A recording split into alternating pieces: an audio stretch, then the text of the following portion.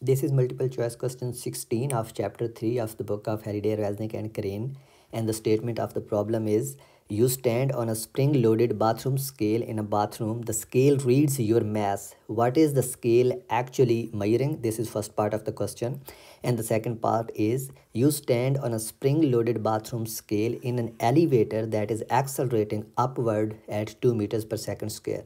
The scale reads your mass. What is the scale measuring? तो statement का first part जो है वो हमें ये कहता है कि आप अपने बाथरूम में खड़े हैं एक स्केल के ऊपर जो आपके मैस को मेजर करता है। आपने ये बताना है कि वो स्केल एक्चुअली क्या मेजर कर रहा है। तो हमें पता है कि जो स्केल है, अगर ये बाथरूम का फ्लोर है जो वाइट लाइन मैंने लगाई है और इसके ऊपर यहाँ पे स्केल है, let this be the scale, और इस स्केल के ऊपर अगर आप खड़े हैं, let this be, let me change colour and let this be you. तो आपका जो वेट है वो डाउनवर्ड डायरेक्शन में होगा। Let me represent it with this line. So weight is in downward direction, और जो इसकी रिएक्शन फोर्स लगाएगा ये स्केल आपके ऊपर, let's call it F R, ये वो फोर्स होगी जो स्केल ज़ाहिर करेगा। और इस सिचुएशन में चूँकि आप रेस्ट में मौजूद हैं, यानी आप खड़े हुए हैं, तो जो एफ़ है माइनस वेट वो किसके बराबर आएगा? ज़ीरो के। और जो यहाँ से एफ़ है वो किसके बराबर आएगा? वेट के।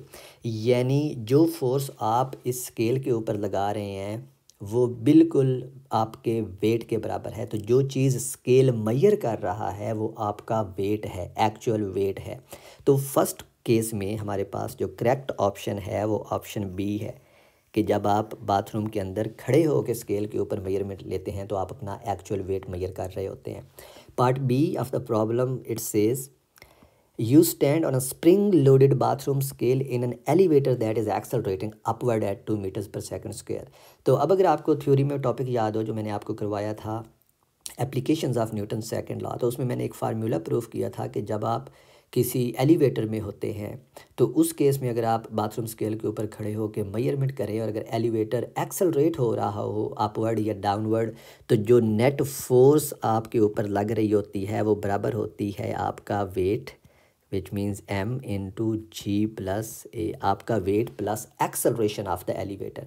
और यहाँ पे देखें हमारे पास ये वाली जो टर्म है ये ऐड हो रही है क्योंकि एक्सेलरेशन ऑफ द एलिवेटर जो है वो 2 मीटर्स है, 2 मीटर्स पर सेकंड स्क्वायर अपवर्ड डायरेक्शन में। तो ये अब हमारे पास ये वाली एम जी वाली टर्म वेट है प्लस दिस एडिशनल टर्म। तो इसका मतलब है कि ये जो फोर्स है इस केस में ये क्या है? वेट से ज़्यादा है, और ये वो फोर्स है जो बाथरूम स्केल मेजर कर रहा है। तो इस केस में जो स्केल मेजर करेगा वो होगी ये वाली force, the force of the scale pushing up on your feet. ठीक है, तो इस केस में हमारे पास जो करेक्ट ऑप्शन है वो ऑप्शन सी है। तो let me actually select this one for part B of this question.